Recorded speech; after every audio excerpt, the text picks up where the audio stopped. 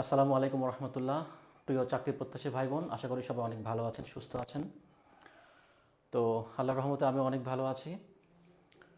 তো আপনাদেরকে আরেকটা কথা বলি, সেটা হচ্ছে যে ইতিমধ্যে আপনারা জেনে গিয়েছেন আমাদের 1000 প্রশ্নের যে ব্যাখ্যা, সেটার ধারাবাহিকতায় আজকে আমি উপস্থিত হয়েছি সপ্তম ক্লাস নিয়ে, অর্থাৎ বাংলা 1000 ক্লাসের মধ্যে আজকে সপ্তম ক্লাস নিয়ে হাজির হয়েছি।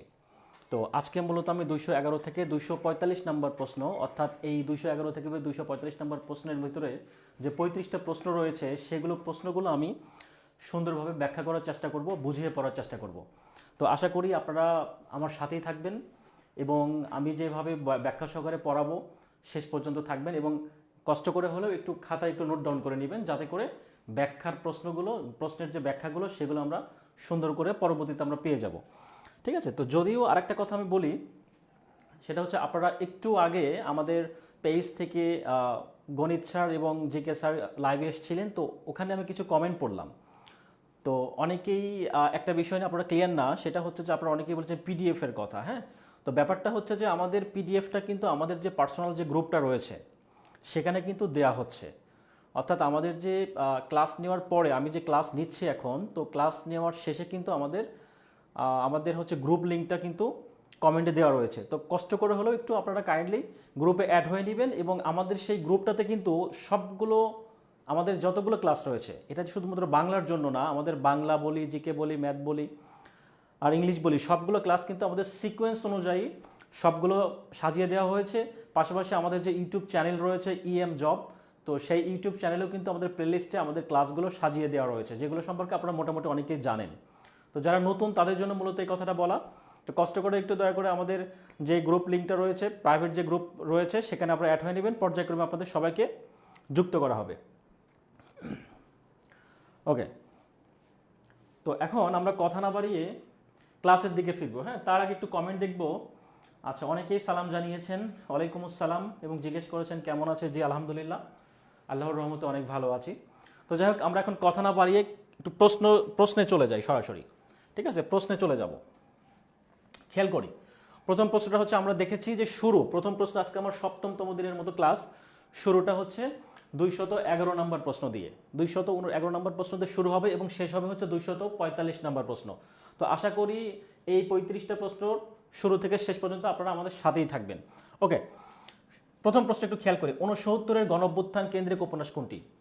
69-এর গণঅভ্যুত্থান, এই প্রশ্নটা কিন্তু অনেক জায়গায় পরীক্ষাতে চলে এসছে এবং আপনারা কিন্তু এই প্রশ্নের অ্যান্সার কিন্তু অনেকেই জানেন। তো আমি একটু রিকোয়েস্ট করব আপনাদেরকে, যারা আমাদের এই লাইভ ক্লাস দেখছেন এবং আমরা যে প্রশ্নগুলো সলভ করছি, দয়া করে যারা আমাদের প্রশ্নের অ্যান্সারগুলো জানেন সেই প্রশ্নের অ্যান্সারগুলো কমেন্টে একটু জানাবেন। হ্যাঁ, কমেন্টে একটু লিখবেন, এতে করে আপনার নিজের একটু চর্চা হবে, রিহার্সেল হবে, পাশাপাশি অন্যরা দেখার সুযোগ পাবে, আর আমি তো ব্যাখ্যা করে দিবই। হ্যাঁ, আচ্ছা, খেয়াল করি, 69-এর গণঅভ্যুত্থান কেন্দ্রিক উপন্যাস কোনটি?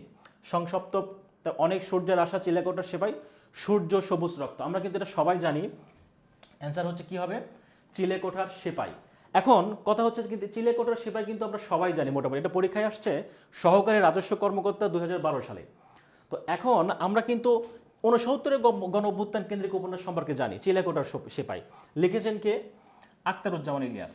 তো এখন কথা হচ্ছে যে এই যে উপন্যাসটা, সেই উপন্যাস থেকে আর কি কি ধরনের প্রশ্ন আসতে পারে, অর্থাৎ এই প্রশ্ন থেকে বা এই উপন্যাস থেকে বা এই লেখক থেকে আর কি ধরনের প্রশ্ন আসতে পারে সেটাই নিয়ে একটু দেখার চেষ্টা করব। তো শুরুতে যদি বলি, চিলেকোঠার সেপাই লিখেছেন কে? আখতারুজ্জামান ইলিয়াসের প্রথম উপন্যাস এটা। হ্যাঁ, আখতারুজ্জামান আখতারুজ্জামান ইলিয়াস, আখতারুজ্জামান ইলিয়াসের প্রথম উপন্যাস। আখতারুজ্জামান ইলিয়াসের প্রথম উপন্যাস কোনটা?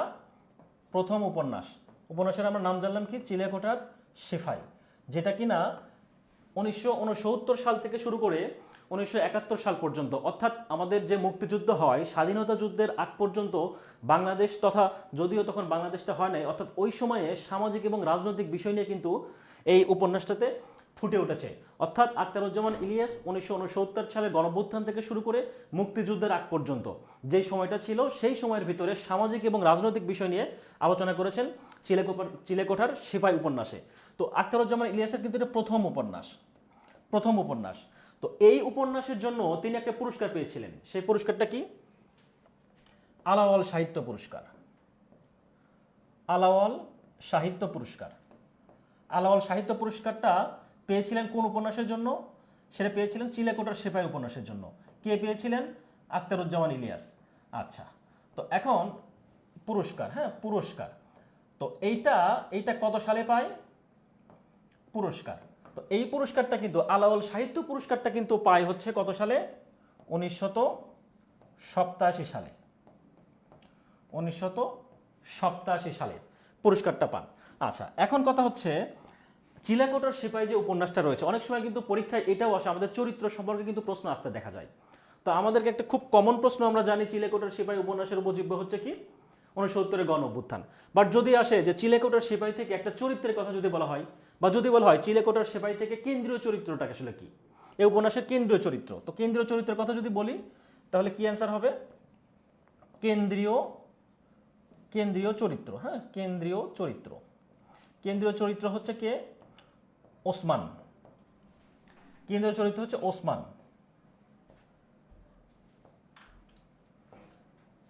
ওসমান। তাহলে এই উপন্যাসটাতে কেন্দ্রীয় চরিত্র হচ্ছে ওসমানের। ওকে, তাহলে আমরা কয়েকটা বিষয় একটু সামারি যদি করি, যে 69-এর গণঅভ্যুত্থান কেন্দ্রিক উপন্যাস কোনটি? নাম্বার 1 হচ্ছে চিলেকোঠার সেপাই। এই চিলেকোঠার সেপাই আখতারুজ্জামান ইলিয়াস প্রথম উপন্যাস, তার হচ্ছে প্রথম উপন্যাস, এবং আলাওল সাহিত্য পুরস্কার পান এই উপন্যাসের জন্য, সেটা হচ্ছে 1987 সালে, এবং তার কেন্দ্রীয় চরিত্র হচ্ছে ওসমান। ওকে, পরবর্তী প্রশ্ন একটু খেয়াল করি। হ্যাঁ, হয়ের সাথে এটা কি? রি। হয়ের সাথে যদি রি যুক্ত হয়, হয়ের রি যুক্ত হয়, অর্থাৎ আমরা যদি একটু খেয়াল করি, বানান যদি হৃদয় বানানটা যদি আমি লিখি, হ্যাঁ হৃদয়, হ্যাঁ হৃদয় বানান যদি আমি লিখি, তো হৃদয় বানানের ক্ষেত্রে এখানে যে হয়ের সাথে রি আছে, এই যুক্তটা আসলে কি? এর যুক্ত বর্ণটা আসলে কোনটি? এটা কিন্তু প্রায় পরীক্ষায় আসে। হ্যাঁ, এটা পরীক্ষায় ছিল বেসামরিক বিমানের সহকারী নিরাপত্তা কর্মকর্তা 2021-এর প্রশ্ন ছিল। কি প্রশ্ন ছিল? হয়ের সাথে রি, আমরা যদি একটা হয়ের সাথে রি দেই, তাহলে কিন্তু এটা আর হয়ের সাথে নিচে রি থাকে না, এটা কি হয়ে যায়? বুকের সাথে রি হয়ে যায়। বুকের সাথে, এটা কিন্তু আবার বুকের সাথে রি হয়ে যায়। একটু খেয়াল করি, তাহলে এখানে কিন্তু অ্যান্সার কি হচ্ছে?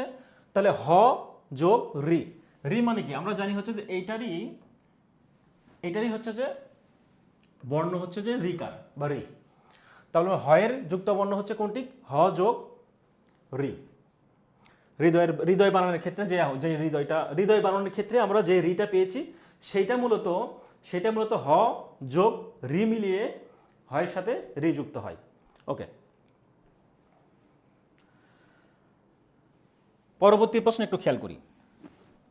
পরবর্তী প্রশ্ন হচ্ছে কোন পত্রিকাটি 1923 সালে প্রকাশিত হয়? কোন পত্রিকা?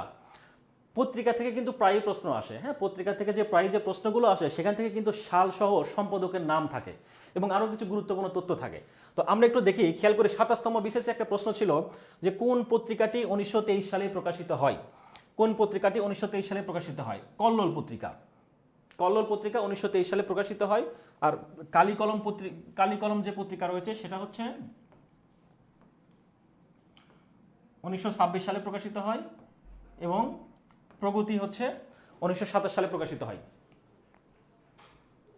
আমাদের কাছে অনুরোধ থাকবে, যারা আপনারা এই প্রশ্নের অ্যান্সারগুলো জানেন, অবশ্যই কমেন্টে জানাবেন, যাতে করে আপনার আরেকটু রিভিশন হয়ে যায়, যাতে করে আপনাদের রিভিশনটা হয়ে যায়। আর সবুজপত্র এটা কত সালে? এটা আমরা সবাই জানেন। সবুজপত্র হচ্ছে 1914 সালে। 1914 সালে প্রকাশিত হয়, যেটা কিনা প্রমোদ চৌধুরী। 1914 সালে প্রমোদ চৌধুরী, এর সম্পাদক কে ছিলেন? প্রমোদ চৌধুরী। তো সবুজপত্রের সম্পাদনা করেছেন কে? প্রমোদ চৌধুরী। কত সালে? 1914 সালে। আমরা জানি কিন্তু চলিত রীতির যে প্রবর্তক ছিলেন প্রমোদ চৌধুরী। আর কল্লোল যেটা ছিল, ওটা হচ্ছে কত সালে আমরা জেনেছি? কোন পত্রিকা 1923 সালে প্রকাশিত হয়? কল্লোল। তো কল্লোলের হচ্ছে সম্পাদনা কে করেছেন? কল্লোল হচ্ছে দীনেশ রঞ্জন দাস। দীনেশ রঞ্জন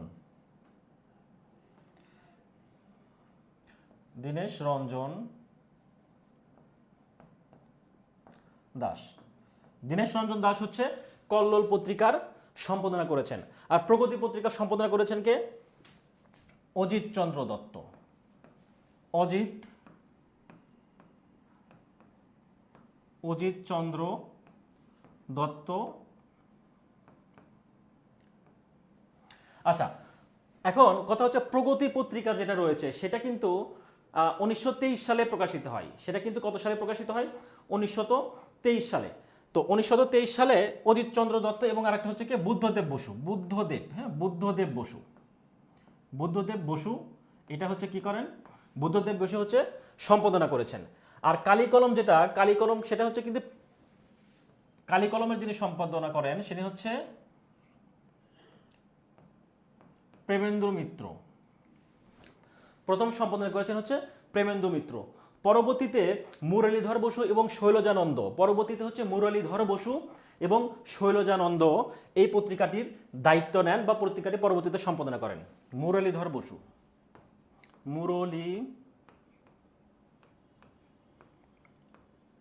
মুরলীধর বসু এবং হচ্ছে মুরলীধর বসু এবং হচ্ছে শৈলজানন্দ, শৈলজানন্দ, মুরলীধর বসু এবং শৈলজানন্দ, শৈলজানন্দ, মুরলীধর বসু ও শৈলজানন্দ হচ্ছে কি করেন? কালিকলম পত্রিকাটির সম্পাদনা করেন। তাহলে প্রথম কথা হচ্ছে কালিকলম পত্রিকার সম্পাদনার প্রথম দিকে ছিলেন হচ্ছে প্রেমেন্দ্র মিত্র। প্রেমেন্দ্র মিত্র হচ্ছে ছিলেন প্রথম দিকের হচ্ছে সম্পাদক, আর পরবর্তীতে সম্পাদনা করেছেন কে? মুরলীধর বসু এবং শৈলজানন্দ। ওকে, পরবর্তী প্রশ্ন একটু খেয়াল করে, ভাষার মূল উপকরণ কি? এটা কি কত সালে ছিল? প্রবাসক নিবন্ধন ও প্রত্যয়ন পরীক্ষা। প্রবাসক নিবন্ধন এবং প্রত্যয়ন পরীক্ষাগুলোতে নর্মালি কিন্তু প্রথম যে অধ্যায়টা ধ্বনি পরিবর্তন বা ধ্বনির যে অধ্যায়টা রয়েছে সেখান থেকে কিন্তু প্রায়ই প্রশ্ন আসতে দেখা যায়। তো সেটারই একটা প্রশ্ন ছিল এরকম যে ভাষার মূল উপকরণ কি? আমরা কিন্তু ভাষার মূল উপকরণটা জানার আগে কিন্তু মূল উপাদান এবং উপকরণ সম্পর্কে একটু বেসিকটা আমাদের জানতে হবে। উপকরণটা আসলে কি? উপকরণটা হচ্ছে কোনো একটা বস্তু থেকে যখন ছড়িয়ে ছিটিয়ে যায়, যেরকম কি আপনি যখন এভাবে চিন্তা করবেন যে মাটি থেকে আসলে কি কি তৈরি হয়। আমরা যদি মাটিটাকে বেস ধরি এবং মাটি থেকে কিন্তু ইট তৈরি হয়, ইট থেকে কিন্তু দেয়াল তৈরি হয়, দেয়াল থেকে কি হয়? ঘর তৈরি হয়। তো আমরা যদি বেসটা ধরে এরকম মাটি, এবং মাটি থেকে কিন্তু কাঁসাও তৈরি হয়, বিভিন্ন মাটির পণ্য তৈরি হয়। তাহলে মাটিটা হচ্ছে মেইন, অর্থাৎ উপাদান, আর উপাদান থেকে যত কিছু তৈরি হবে সেগুলো হচ্ছে উপকরণ। তাহলে আমরা এই প্রশ্নটা জানার আগে যদি একটু খেয়াল করি, যদি বলা হয়, একটু খেয়াল করব, ধ্বনি, ধ্বনি বা হচ্ছে কি বর্ণ থেকে কি হবে? শব্দ হবে, শব্দ থেকে কি হবে? বাক্য, বাক্য থেকে হবে হচ্ছে ভাষা। তো এখন একটু খেয়াল করি, আমরা যদি ধ্বনি বা বর্ণকে যদি মাটির সাথে তুলনা করি, ধ্বনি বা বর্ণকে যদি মাটির সাথে তুলনা করি, তাহলে মাটি থেকে আমরা কি পেলাম হচ্ছে মাটি, মাটি থেকে আমরা পেলাম হচ্ছে কি শব্দটাকে কি মাটি থেকে হচ্ছে ইট, হ্যাঁ ইট। এখন কথা হচ্ছে যে ধ্বনি বা বর্ণটাকে আমরা বেস ধরবো, বেস ধরে আমরা কিন্তু ধ্বনি বা বর্ণ কিন্তু একটা নির্দিষ্ট 49টা বা 50টা, তাহলে বাংলা বর্ণ কতগুলা? 50টা বর্ণ। তাহলে বাংলা বর্ণ সেই 50টা কিন্তু ফিক্সড করা, তাহলে এটা হচ্ছে কি উপাদান। আর 50টা বর্ণ থেকে যখন আমরা হাজার হাজার লক্ষ লক্ষ কোটি কোটি শব্দ তৈরি করব, এগুলো কিন্তু উপকরণ। তাহলে শব্দ থেকে কি হবে? বাক্য, বাক্য থেকে ভাষা। তাহলে মাটি থেকে ইট, ইট থেকে হচ্ছে কি হবে? দেয়াল, দেয়াল থেকে কি হবে? একটা পরিপূর্ণ বাড়ি তৈরি হবে, পরিপূর্ণ বাড়ি। তো সেটা হিসেবে যদি আমরা চিন্তা করি, তাহলে নিচে যদি আমরা লিখি উপকরণ, নিচে যদি উপকরণ লিখি, উপকরণ বা একক, বা হচ্ছে কি উপকরণ বা একক, বা হচ্ছে কি বৃহত্তম একক, বা হচ্ছে বৃহত্তম একক। তো উপকরণ, একক বা বৃহত্তম একক যদি বলে, তাহলে সেক্ষেত্রে আমরা কিভাবে অ্যান্সার করব? যদি প্রশ্ন থাকে যে ভাষা, যদি প্রশ্ন থাকে যে এই যে ভাষা, এই ভাষার মূল উপকরণটা কি, প্রশ্ন আছে কি ভাষার মূল উপকরণ কি, যদি প্রশ্ন থাকে এই ভাষার মূল উপকরণ কি, তাহলে এখানে উপকরণটা নিচে দেখতে পাচ্ছি একক এবং বৃহত্তম একক, এই তিনটে একটু মাথায় রাখবো। যদি প্রশ্ন করা হয় ভাষার মূল উপকরণ কি, তাহলে অ্যান্সার হবে হচ্ছে আগেরটা, বাক্য, অ্যান্সার হবে হচ্ছে বাক্য। বা যদি বলা হয় ভাষার মূল একক কি, অ্যান্সার বাক্য। বা যদি বলা হয় ভাষার বৃহত্তম একক কি, সেটাও কিন্তু অ্যান্সার কি হবে? আগেরটা হবে, অর্থাৎ বাক্য। আবার যদি বলা হয় বাক্যের মূল একক কি, তাহলে কি হবে? শব্দ। যদি বলা হয় বাক্যের মূল একক কি, তাহলে এক ধাপ করে সামনের দিকে আসবে। যদি বলা হয় বাক্যের মূল একক কি, শব্দ। আবার যদি বলা হয় বাক্যের মূল উপকরণ কি, সেম শব্দ। যদি বলে বাক্যের বৃহত্তম একক কি, এটাও কিন্তু অ্যান্সার হচ্ছে শব্দ। অর্থাৎ আমরা এক ঘর করে সামনের দিকে এগোবো। আবার যদি বলা হয় যে শব্দের মূল উপকরণ কি? শব্দের মূল উপকরণ কি?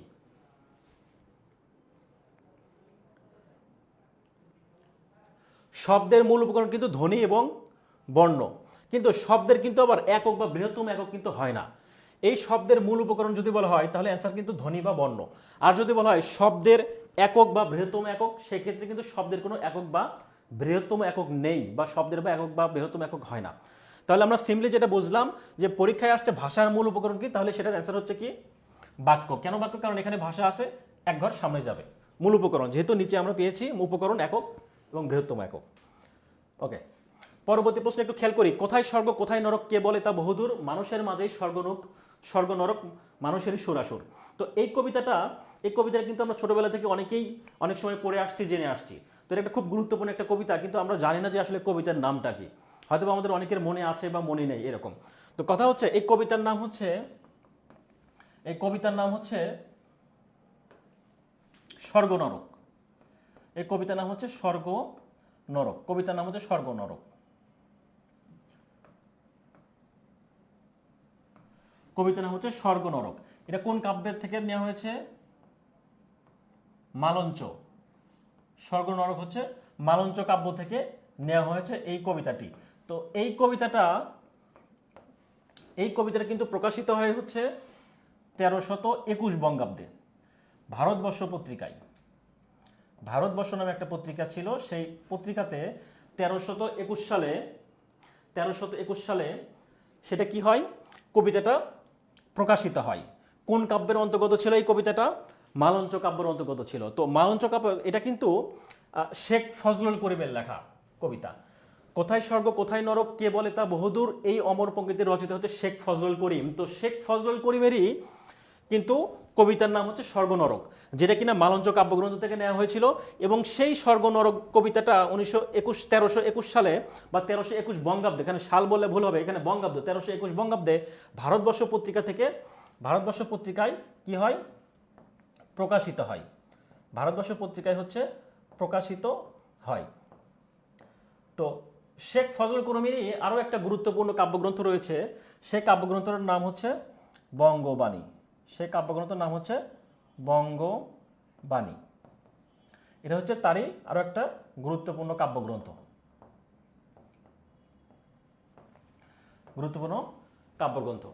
আচ্ছা, আমরা পরবর্তী প্রশ্ন একটু খেয়াল করি।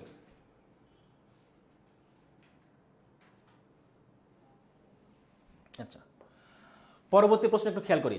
বনস্পতি এর সঠিক সন্ধি বিচ্ছেদ কোনটি? 18তম শিক্ষক নিবন্ধন প্রভাষক 2024 এসেছিল বনস্পতি। এখন কথা হচ্ছে আমরা যখন সন্ধি পড়বো আমরা কিন্তু অনেকেই জানি, আপনারা কিন্তু জানেন যে কিছু কিছু সন্ধি রয়েছে যেগুলো সন্ধি কিন্তু আসলে কোনো নিয়ম মানে না। হ্যাঁ, যেগুলো সন্ধি আসলে কোনো নিয়ম মানে না। আমরা কিন্তু অনেক সময় সোশ্যাল মিডিয়ায় দেখি অনেকে স্ট্যাটাস দেয়, যখন তারা কি বলে যে my life my rules my attitude. হ্যাঁ, ব্যাপারটা এরকম, মানে মাই রুলস মাই লাইফের মতো, অর্থাৎ আমার জীবন আমার ইচ্ছা মতো চলবো। তো এই সন্ধিটা, কিছু সন্ধি রয়েছে যে সন্ধিটা আসলে কোনো নিয়ম মানে না। এই সন্ধিটিকে বলা হয় হচ্ছে কি নিপাতনে সন্ধি। নিপাতনে সিদ্ধ সন্ধি। হ্যাঁ, নিপাতনের সিদ্ধ সন্ধি। তো সিদ্ধ সন্ধি, তো নিপাতনের সিদ্ধ সন্ধিটা কেমন? এটা আসলে মাই রুলস মাই লাইফ, ব্যাপারটা এরকম, মাই লাইফ মাই রুলস এর মতো আর কি। এরা কোনো নিয়ম মানে না, এগুলো আমাদের কোনো নিয়মের মধ্যেই পড়বে না, এগুলো সরাসরি মুখস্থ করতে হবে। ঠিক আছে? তো আপনারা বনস্পতি এর সঠিক সন্ধি বিচ্ছেদ যদি বলা হয়, এটা কিন্তু এই বনস্পতিটা কিন্তু এই নিপাতনের সিদ্ধ সন্ধির মধ্যে পড়ে। এটা হচ্ছে নিপাতনের সিদ্ধ সন্ধি, যেই কারণে এটা আসলে কোনো নিয়ম মানে না। এটা হচ্ছে বন, এটাকে যদি ভাঙানো হয় তাহলে অ্যান্সার হবে হচ্ছে বন যোগ পতি। তো এইরকম যদি আরো কিছু শব্দ লেখা হয়, যদি বলা হয় বৃহস্পতি, যদি বলা হয় বৃহস্পতি, বা নিপাতনের সন্ধির ক্ষেত্রে যদি বলা হয় একাদশ, যদি বলা হয় ষোড়শ। হ্যাঁ, এরকম কিন্তু অনেকগুলো শব্দ রয়েছে যেগুলো আপনারা জানেন, বইয়ে দেওয়া রয়েছে। এগুলো শব্দটা আসলে মুখস্থ করতে হবে। হ্যাঁ, যদি বলা হয় মানসী, তো এই শব্দগুলো আসলে মুখস্থ করতে হবে। এগুলো আসলে কোনো নিয়মের মধ্যে পড়ে না। এগুলো যেগুলো নিয়মের মধ্যে পড়ে না সেগুলোকে বলা হয় কি নিপাতনে সিদ্ধ সন্ধি। হ্যাঁ, নিপাতনে সিদ্ধ সন্ধি। আচ্ছা, এখন একটু এক কথায় প্রকাশ, যা চিরস্থায়ী নয়। চিরস্থায়ী নয়, পৃথিবীর আসলে কোনো কিছু চিরস্থায়ী না, তাই না? পৃথিবীর আসলে কোনো কিছুই চিরস্থায়ী না, আমরা জানি সেটা। এক কথায় সেটাকে বলা হয় নশ্বর। এক কথায় বলা হচ্ছে নশ্বর। আর যদি বলা হয় যা অস্থায়ী, যা স্থায়ী নয়, যদি বলা হয় যা স্থায়ী নয়, যা স্থায়ী নয় সেটাকে আমরা কি বলবো, সেটাকে আমরা বলবো হচ্ছে যে কি অস্থায়ী। আর বলি যদি বলা হয় যা স্থায়ী নয় সেটা হচ্ছে কি অস্থায়ী। পরবর্তী প্রশ্ন একটু খেয়াল করি, শাহনামা মৌলিক গ্রন্থটি কার? এটা কিন্তু আপনারা সবাই জানেন, খুব কমন একটা প্রশ্ন, খুব কমন একটা প্রশ্ন যে শাহনামা, শাহনামা মহাকাব্যটি আসলে কে রচনা করেছেন। এখন আপনাদের কাছে একটা অনুরোধ থাকবে যে শাহনামাটা আসলে এর পূর্ণ নাম কি কেউ বলতে পারবেন, বা শাহনামার আসলে প্রকৃত নাম কি বা তার পরিপূর্ণ নাম কি? যে শাহনামা কাব্যগ্রন্থ যিনি লিখেছেন সেই লেখকের পরিপূর্ণ নামটাকে আপনারা কেউ জানতে পারেন কিনা, সেটা একটু প্রকৃত নাম বা পূর্ণ নামটা একটু চাইলে যদি পারেন একটু কমেন্টে জানাবেন, আমি একটু দেখবো কারা কারা পারেন।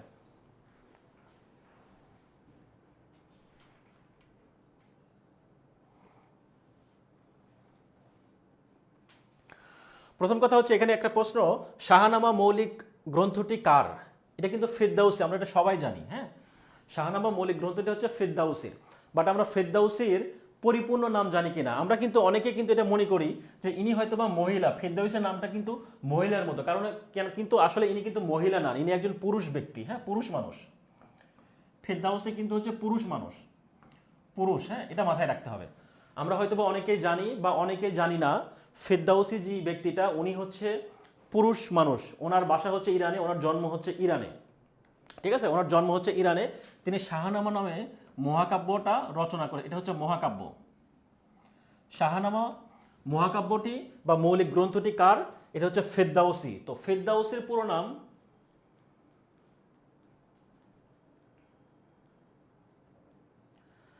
আচ্ছা, অনেকেই হয়তো বা আপনারা জানেন না। হ্যাঁ, এটা এটা হয়তো বা এটা আসলে আপনাদের ভুল না, এটা আমরা ছোটবেলা থেকে পড়ে আসছি, অ্যাডমিশন বলুন বা বিভিন্ন চাকরি পরীক্ষায় শাহনামা খুবই বিখ্যাত একটা গ্রন্থ, মহাকাব্য। কে লিখেছেন? ফিরদাউসি। বাট ফিরদাউসি যে একটা পুরুষ ব্যক্তি বা পুরুষ মানুষ এটা কিন্তু আমরা জানি না। তো ফিরদাউসি যাই হোক, এটা কোনো বিষয় না, আমরা আজকে জেনে নেব।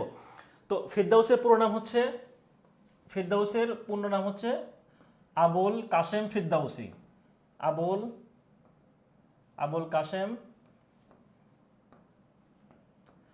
ফিরদাউসি তুষি। হ্যাঁ, আবুল কাসেম ফিরদাউসি তুষি, আবুল কাসেম ফিরদাউসি তুষি।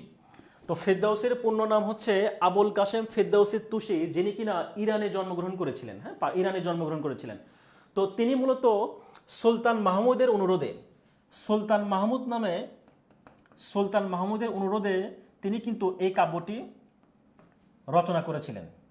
সুলতান মাহমুদের অনুরোধে, সুলতান মাহমুদের অনুরোধে কিন্তু শাহনামা মহাকাব্যটি রচনা করেছিলেন কে? ফিরদাউসি, অর্থাৎ আবুল কাসেম ফিরদাউসি বা তুষি। এই ব্যক্তিটা শাহনামা কাব্যগ্রন্থটি রচনা করেছিলেন সুলতান মাহমুদের অনুরোধে। এটা মূলত 30 বছর সময় লেগেছিল এই কাব্যটি রচনা করতে। ফিরদাউসের কিন্তু বা তুষির কিন্তু 30টা বছর সময় লেগেছিল। মূলত এই কাব্যগ্রন্থের মূলত মূল বিষয় হচ্ছে এরকম যে এই কাব্যগ্রন্থে কিন্তু মূলত স্থান পেয়েছে, তার একটা সন্তান ছিল 37 বছর বয়সে, কিন্তু সেই সন্তানটা মারা যায়। তো তার এই মারা যাওয়া বা দুঃখ বেদনার কথা কিন্তু তার এই কাব্যগ্রন্থ তিনি তুলে ধরেছেন। হ্যাঁ, কাব্যগ্রন্থে তুলে ধরেছেন। আর ফেরদাউসের সম্পর্কে যদি আর কিছু তথ্য বলা হয়, উনি হচ্ছেন, ওনার একটা মূর্তি রয়েছে, সেটা হচ্ছে ইতালির রোম শহরে, ইতালির রোম শহরে মহাকবি ফেরদাউসের কিন্তু একটা মূর্তি রয়েছে। তো আপনাদের যাদের অনেকের যদি কনফিউশন মনে হচ্ছে, হয়তো বা যাদের কনফিউশন মনে হবে একটু গুগল করে নেবেন। হ্যাঁ, গুগল করে নেবেন। মহাকবি আবুল কাসেম ফেরদাউসি তুষি কিন্তু একজন পুরুষ ব্যক্তি ছিলেন। ওকে, তো আমরা পরবর্তী প্রশ্নে একটু যাব, পরবর্তী প্রশ্নে একটু খেয়াল করি। পরবর্তী প্রশ্নে, তুমি আসবে বলে স্বাধীনতাটি, তুমি আসবে বলে স্বাধীনতা কার রচনা? এটা কিন্তু একটা কবিতার লাইন। তুমি আসবে বলে স্বাধীনতা হচ্ছে কবিতার লাইন, কবিতার লাইন। কার কবিতার লাইন? কোন কবিতার লাইন? তোমাকে পাওয়ার জন্য, তোমাকে, তোমাকে পাওয়ার জন্য কমা হে স্বাধীনতা, এটা হচ্ছে কবিতার নাম। তোমাকে পাওয়ার জন্য হে স্বাধীনতা, এটা হচ্ছে একটা কবিতার নাম। হ্যাঁ, এটা হচ্ছে কবিতা। তাহলে তুমি আসবে বলে স্বাধীনতা কার রচনা? এটা হচ্ছে শামসুর রহমানের একটা বিখ্যাত কবিতা। সেই কবিতার নাম হচ্ছে তোমাকে পাওয়ার জন্য হে স্বাধীনতা। এই কাব্যটি, এই কবি তোমাকে পাওয়ার জন্য হে স্বাধীনতা, সকিনা বিবির কপাল ভাঙলো, একটা কবিতা রয়েছে তার, শামসুর রহমানের একটা কবিতা রয়েছে। এই কবিতাটা মূলত কোন কাব্যগ্রন্থ থেকে নেওয়া হয়েছে? এই কবিতাটা কোন কাব্যগ্রন্থ থেকে নেওয়া হয়েছে? বন্দি শিবির থেকে, বন্দি শিবির থেকে, বন্দি বন্দি শিবির থেকে, এটা কিনা বন্দি শিবির থেকে, যেটা কিনা 1972 সালে প্রকাশিত হয়। বন্দি শিবির থেকে কাব্যগ্রন্থ থেকে নেওয়া হয়েছে, যেটা কিনা 1972 সালে প্রকাশিত হয়। শামসুর রহমান কিন্তু অনেকগুলো কাব্য রচনা করেছিলেন, প্রায় 60টার অধিক, 60টারও বেশি কিন্তু কাব্যগ্রন্থ রচনা করেছিলেন। তার মধ্যে অনেকগুলো কাব্যগ্রন্থ রয়েছে এরকম। তার মধ্যে একটা গুরুত্বপূর্ণ কাব্যগ্রন্থটা হচ্ছে কি তোমাকে পাওয়ার জন্য হে স্বাধীনতা। আর তার প্রথম কাব্যগ্রন্থ যদি কথা বলা হয়, প্রথম কাব্যগ্রন্থ কি? প্রথম কাব্যগ্রন্থ কত সালে প্রকাশিত হয়? প্রথম কাব্যগ্রন্থ হচ্ছে প্রথম গান দ্বিতীয় মৃত্যুর আগে। প্রথম গান, প্রথম গান দ্বিতীয় মৃত্যুর আগে, প্রথম গান দ্বিতীয় মৃত্যুর আগে, এটা হচ্ছে তার প্রথম কাব্যগ্রন্থ। কত সালে প্রকাশিত হয়? 1960 সালে। এটা হচ্ছে তার কাব্যগ্রন্থ। কাব্যগ্রন্থ প্রথম গান দ্বিতীয় মৃত্যুর আগে, এটা হচ্ছে তার কাব্যগ্রন্থ। এটা হচ্ছে প্রথম কাব্যগ্রন্থ, প্রথম কাব্যগ্রন্থ। এই কাব্যগ্রন্থটি হচ্ছে প্রথম কার? শামসুর রহমানের। শামসুর রহমানের প্রথম কাব্যগ্রন্থের নাম হচ্ছে প্রথম গান দ্বিতীয় মৃত্যুর আগে। আমরা কিন্তু এটা এভাবে মনে রাখতে পারি, যেহেতু কিনা প্রথম লেখা রয়েছে, প্রথম গান দ্বিতীয় মৃত্যুর আগে, তাহলে প্রথম যেহেতু লেখাই আছে, মানে কাব্যগ্রন্থের নামের শুরুতে রয়েছে, সেক্ষেত্রে সেইভাবে কিন্তু আমরা মনে রাখতে পারি যে প্রথম গান দ্বিতীয় মৃত্যুর আগে হচ্ছে তার কি? প্রথম কাব্যগ্রন্থ। তো তার কিন্তু আরও অন্য কাব্যগ্রন্থের মধ্যে রয়েছে বাংলাদেশ স্বপ্ন দেখে, বুকতার বাংলাদেশের হৃদয়, হ্যাঁ, বুকতার বাংলাদেশের হৃদয়।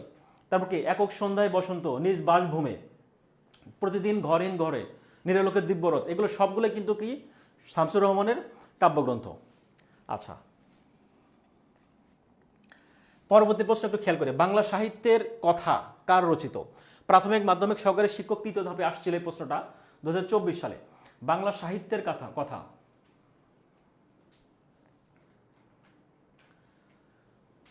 বাংলা সাহিত্যের কথা, এই গ্রন্থটি কে রচনা করেছেন? বাংলা সাহিত্যের কথা এটা লিখেছেন হচ্ছে doctor Mohammad Shahidullah. Doctor Mohammad Shahidullah, doctor Mohammad Shahidullah এটা কিন্তু বাংলা সাহিত্যের কথা 1953 সালে প্রকাশিত হয়। 1953 সালে, ঠিক আছে। বাংলা সাহিত্যের কথা কার? ডক্টর মোহাম্মদ শহীদুল্লাহ। ডক্টর মোহাম্মদ শহীদুল্লাহ 1953 সালে প্রকাশিত হয়। ডক্টর মোহাম্মদ শহীদুল্লাহর আরও একটা কিন্তু বই রয়েছে, সেটা হচ্ছে বাংলা ভাষার ইতিবৃত্ত।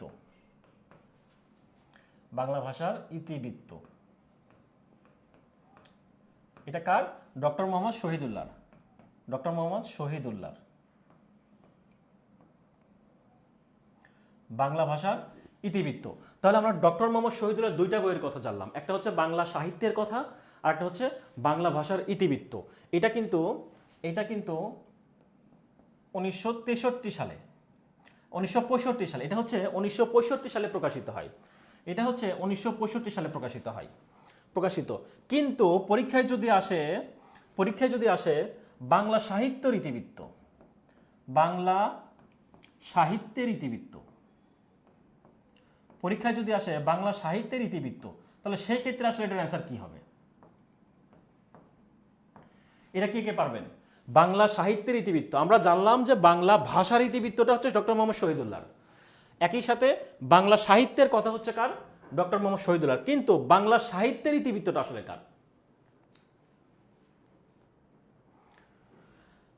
বাংলা সাহিত্যের ইতিবৃত্ত,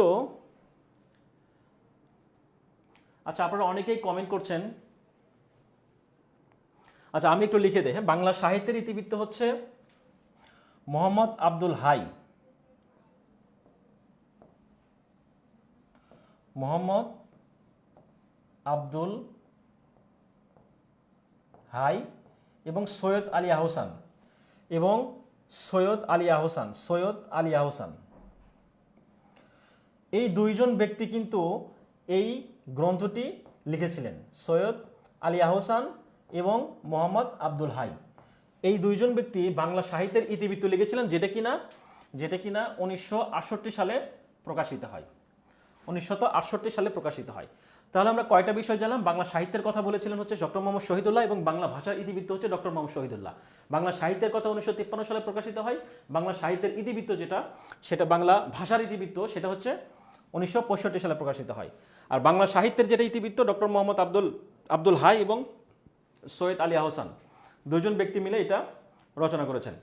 আচ্ছা, পরবর্তী প্রশ্ন একটু খেয়াল করি। ভুল বানানটি আসলে কোনটি? নিচের কোনটি ভুল বানান? আমরা কিন্তু বানানের ক্ষেত্রে যথেষ্ট সচেতন না। অনেক ক্ষেত্রে কিন্তু আমরা সহজ বানানগুলো পরীক্ষার হলে গিয়ে কিন্তু আমরা ভুলে যাই। তো সেই রকম কিছু বানান আমরা দেখব। নিচের প্রশ্নটা একটু খেয়াল করুন, যেখানে বলছে যে ভুল বানান কোনটি। ভুল বানানটি আসলে নিচের কোনটি? ভুবন, অন্তঃসার, মুহূর্ত, অদ্ভুত। হ্যাঁ, এগুলো সবগুলো সঠিক। অন্তঃসার সঠিক, মুহূর্ত সঠিক। এখন ভুবন বানান এবং অদ্ভুত বানানের ক্ষেত্রে একটু কথা বলি। অদ্ভুত বানান, যত ভূত আছে, যত ভূত পৃথিবীতে, যত ভূত আছে পৃথিবীতে যত ভূত আছে, সেই ভূতের ভিতরে শুধুমাত্র অদ্ভুত বানানের ক্ষেত্রে রস্যৌকার হবে। অদ্ভুত বানানোর ক্ষেত্রে কি হবে? রস্যৌকার। অর্থাৎ এই যে ভূতের নিচে যে রস্যৌকার দেওয়া রয়েছে, শুধুমাত্র অদ্ভুত বানানোর ক্ষেত্রে রস্যৌকার। পৃথিবীতে যত ভূত আছে, দূরীভূত, বাষ্পীভূত, তারপর কি আছে এরকম দূরীভূত, বাষ্পীভূত, ঘনীভূত, পুঞ্জীভূত, সবগুলো হচ্ছে কিন্তু কি দীর্ঘৌকার হবে। শুধুমাত্র এই অদ্ভুতের ক্ষেত্রে রস্যৌকার হবে। অনেক বইয়ে হয়তো বা একটু অনেক বইয়ে কিন্তু এর বাহিরে, অদ্ভুতের বাইরে কিন্তু ভুতুরের শব্দ দেওয়া রয়েছে। ঠিক আছে, ভুতুরের শব্দ কিন্তু সম্পূর্ণ আলাদা। 2016 সালে যে আপডেটেড যে বাংলা বানানের নিয়ম চলে আসছে, সে বাংলা বানানের নিয়মে কিন্তু লাস্ট আপডেট যে প্রশ্নটা আমরা দেখেছি, সেখানে কিন্তু এই ব্যাখ্যাটা দেওয়া রয়েছে। শুধুমাত্র অদ্ভুতের ক্ষেত্রে, ভূতের ভিতরে অদ্ভুতের ক্ষেত্রে শুধু রস্যকার হবে। বাকি পৃথিবীতে যত শব্দ আছে বাংলা বানানের নিয়মের ক্ষেত্রে, অন্তত 2016 সালের লাস্ট এডিশন অনুযায়ী, সেক্ষেত্রে কি হবে? দুর্গ হবে। অদ্ভুত বানান শুধুমাত্র রস্যকার। তাহলে এই বানানটা সঠিক। তাহলে ভুল বানান কোনটা? ভুবন। ভুবন বানানের সঠিক বানান কোনটা হবে? তাহলে ভয়ের রস্যও হবে। ভয়ের রস্যও হবে। ভুবন বানানের সঠিক হচ্ছে কি হবে? ভুবন। ভয়ের রস্যও, ব দন্ত ন, ভুবন। কেন আমরা ভুবনের খেয়াল করি? ভুবনের বানান হচ্ছে ভয়ের রস্য এবং ভয় দীর্ঘ। এই বানানটা একটু যদি খেয়াল করি, সেটা হচ্ছে ভয়ের রস্য এবং ভয়ের দীর্ঘ। ভূগোল আমরা যদি একটু খেয়াল করি, যে যদি ভূ অর্থাৎ কি মাটির সাথে সম্পৃক্ত হয়, যদি মাটির সাথে সম্পৃক্ত হয়, যেরকম ভূগোল, ভূমি, তারপর কি ভূমিকম্প, ভূমিধস, ঠিক আছে, এই টাইপের যদি হয়, অর্থাৎ মাটির সাথে সম্পৃক্ত হয়, সেক্ষেত্রে কি হবে? ভূ হবে, রস্যৌকার হবে। যেরকম ভূগোল, তারপরে ভূমি, ভূমিকম্প। তো এই টাইপের যত শব্দ রয়েছে সবগুলো কিন্তু কি হবে? দীর্ঘৌকার হবে। সবগুলো দীর্ঘৌকার হবে। আর এগুলো বাদে অন্য যে শব্দগুলো রয়েছে সেক্ষেত্রে কি হবে? রস্যৌকার। তার মানে এখানে কি ভুবন যদি বলা হয় ত্রিভুবন, সেক্ষেত্রে কিন্তু রস্যৌকার। বা যদি বলা হয় ত্রিভুজ, সেক্ষেত্রে কিন্তু কি হবে? রস্যকার হবে। কেননা এগুলো মাটির সাথে সম্পৃক্ত না। তো এক কথায়, যদি মাটির সাথে সম্পৃক্ত করা হয় সেই ক্ষেত্রে হচ্ছে দীর্ঘৌকার, আর মাটির সাথে সম্পৃক্ত করা না হলে রস্যকার বসবে। আচ্ছা, পরবর্তীতে প্রশ্ন একটু খেয়াল করি, যে রবীন্দ্রনাথ ঠাকুর বিশ্ব পরিচয় বইটি কাকে উৎসর্গ করেছিলেন? রবীন্দ্রনাথ ঠাকুর বিশ্ব পরিচয় গ্রন্থটি কাকে উৎসর্গ করেছিলেন? প্রথম কথা হচ্ছে, এটা অ্যান্সার হচ্ছে সত্যেন্দ্রনাথ বসুকে। রবীন্দ্রনাথ ঠাকুর বিশ্ব পরিচয় বইটি বা বিশ্ব পরিচয় গ্রন্থটি 1900 কত সালে? এটা 1937 সালে। 1937 সালে বিশ্ব পরিচয় গ্রন্থটি প্রকাশিত হয়, যেটা কিনা আসলে বিজ্ঞান বিষয় নিয়ে রচনা করা হয়েছিল। বিজ্ঞান বিষয় নিয়ে আলোচনা করা হয়েছিল। অর্থাৎ রবীন্দ্রনাথ ঠাকুর একটা বিশ্ব পরিচয় গ্রন্থটি মূলত সত্যেন্দ্রনাথ বসুকে উৎসর্গ করা হয়েছিল। এটা হচ্ছে কি টাইপের রচনা? বিজ্ঞান বিষয়ক রচনা। বিজ্ঞান বিষয়ক রচনা, যেটা কিনা 1937 সালে প্রকাশিত হয়েছিল। আমরা একটু তথ্য যদি অ্যাড করি এটার সাথে, যে রবীন্দ্রনাথ ঠাকুরের আর কোন কোন গ্রন্থগুলো কাকে উৎসর্গ করা হয়েছিল, যদি একটু খেয়াল করি, যদি বলা হয় বসন্ত নাটকটা আসলে কাকে উৎসর্গ করা হয়েছিল?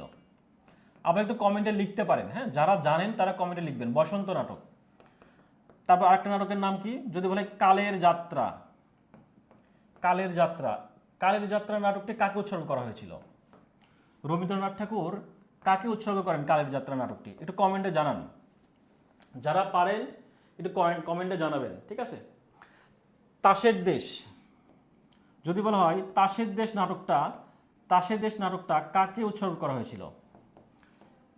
তিনটা নাটকের কথা বলা হয়েছে এখানে, তিনটা নাটকের কথা এখানে বলা হয়েছে যে এই তিনটা নাটকই রবীন্দ্রনাথ ঠাকুর কাউকে না কাউকে উৎসর্গ করেছিলেন, তো কাকে কাকে উৎসর্গ করেছিলেন সেটা একটু আমরা জানার চেষ্টা করব। প্রথমে যদি বলা হয় বসন্ত নাটকটা কিন্তু মূলত কাজী নজরুল ইসলামকে রবীন্দ্রনাথ ঠাকুর উৎসর্গ করেছিলেন। নাটকটা হচ্ছে কাজী নজরুল ইসলামকে উৎসর্গ করেছিলেন। এটা হচ্ছে নজরুল ইসলাম, আমি সংক্ষেপে লিখলাম কাজী নজরুল ইসলাম, হ্যাঁ, কাজী নজরুল ইসলামকে কি করেছিলেন? উৎসর্গ করেছিলেন। আর নাটক, আচ্ছা অনেকেই কমেন্ট করছেন যারা জানেন কালের যাত্রা উপন্যাস, কালের যাত্রা নাটকটি কাকে উৎসর্গ করেছিলেন? কালের যাত্রা নাটকটা কিন্তু শরৎচন্দ্র চট্টোপাধ্যায়কে উৎসর্গ করা হয়েছিল। শরৎচন্দ্র চট্টোপাধ্যায়, আমরা যদি এভাবে এখানে লিখি শরৎচন্দ্রকে উৎসর্গ করা হয়েছিল কোনটি? কালের যাত্রা নাটক। আর তাসের দেশটা উৎসর্গ করা হয়েছিল নেতাজি সুভাষচন্দ্র বসুকে। তাসের দেশটা হচ্ছে কাকে করা হয়েছিল? সুভাষচন্দ্র বসুকে উৎসর্গ করা হয়েছিল।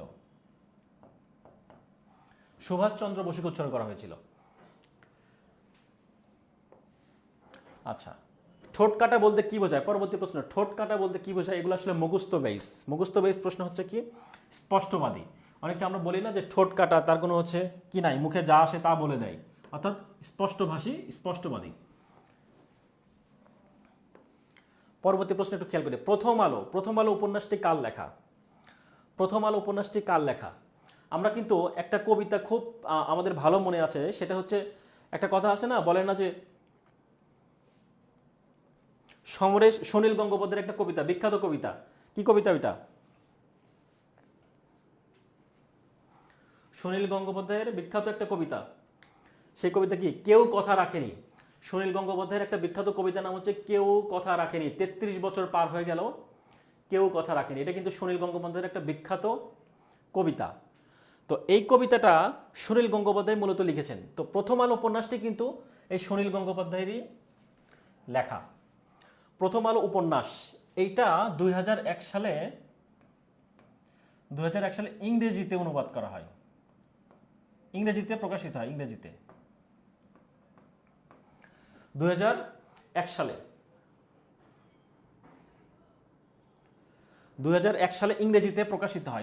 সালে ইংরেজিতে প্রকাশিত হয় কি? প্রথম আলো উপন্যাসটি। তো প্রথম আলো উপন্যাস সম্পর্কে আমরা জানলাম কার? অ্যান্সার হচ্ছে সুনীল গঙ্গোপাধ্যায়। কত সালে প্রকাশিত হয়? 2001 সালে। এখন কথা হচ্ছে সুনীল গঙ্গোপাধ্যায়ের আর দুই একটা উপন্যাস সম্পর্কে আমরা জানি কিনা। সুনীল গঙ্গোপাধ্যায়ের আরো দুইটা উপন্যাসের কথা যদি বলি, সেটা হচ্ছে পূর্ব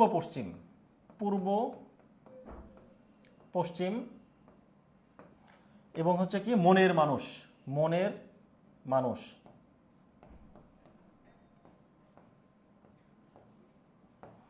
এই দুটো হচ্ছে কি সুনীল গঙ্গোপাধ্যায়ের হচ্ছে উপন্যাস।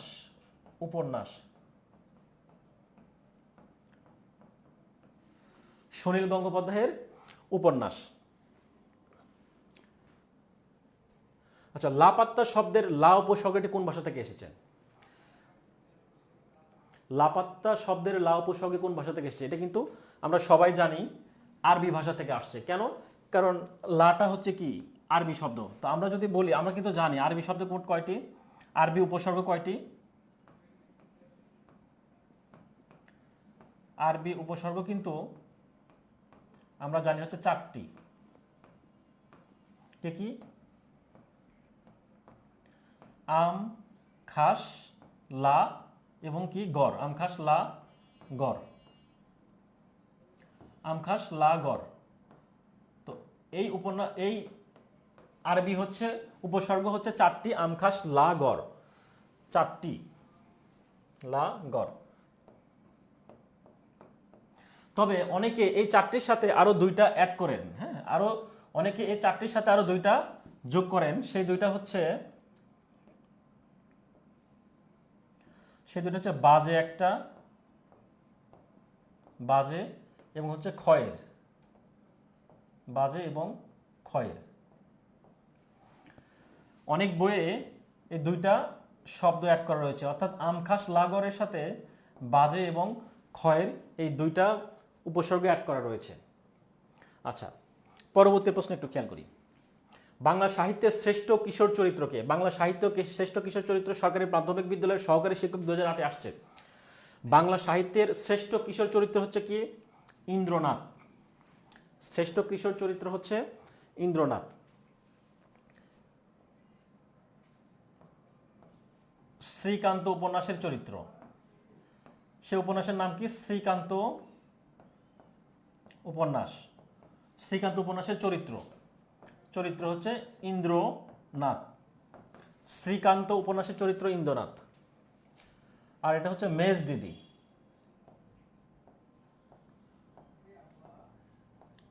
মেজ দিদি উপন্যাসের চরিত্র হচ্ছে